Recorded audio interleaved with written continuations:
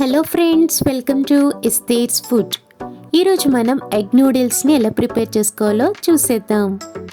మొదటిగా స్టవ్ మీద గిన్నె పెట్టి 5 గ్లాసెస్ వాటర్ని పోసుకోవాలి.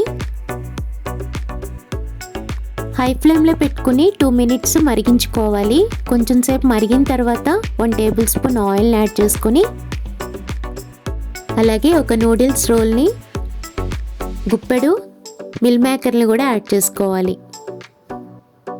3 మినిట్స్ కుక్ చేసుకున్న తర్వాత వాటర్ అంతా తీసేసి ఒక బౌల్లో వేసుకుని పక్కన పెట్టుకోవాలి. తర్వాత స్టవ్ మీద బాండి పెట్టి 3 టేబుల్ స్పూన్స్ ఆయిల్ వేసుకొని ఆయిల్ కొంచెం వేడెక్కిన తర్వాత క్యారెట్ తురుముని అలాగే సన్నగా కట్ చేసుకున్న ఉల్లిపాయ ముక్కల్ని యాడ్ చేసుకోవాలి.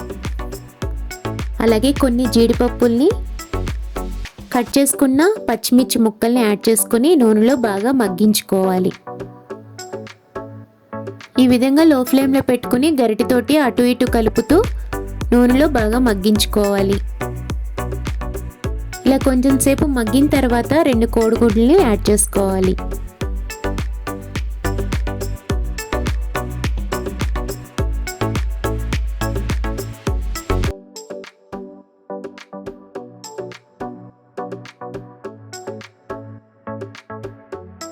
ఇలా 2 కోడిగుడ్లు యాడ్ చేసుకున్న తర్వాత గరిటెతోటి అటు ఇటు కలుపుతూ నూనెలో బాగా మగ్గించుకోవాలి.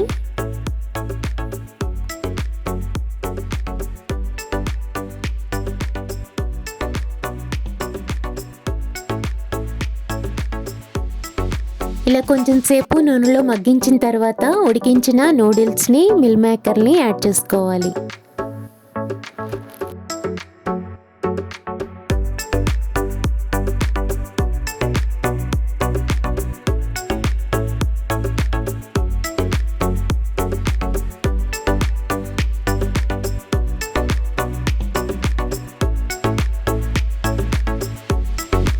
తర్వాత 1 టేబుల్ స్పూన్ నూడిల్స్ మసాలాని, 1 టేబుల్ స్పూన్ గ్రీన్ చిల్లీ సాస్ని అలాగే రుచికి సరిపడినంత సాల్ట్ని యాడ్ చేసుకోవాలి.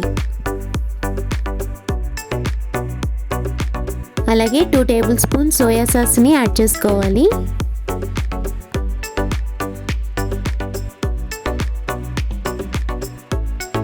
ఈ విధంగా యాడ్ చేసుకున్న తర్వాత గరిటెతోటి నెమ్మదిగా కలపాలి.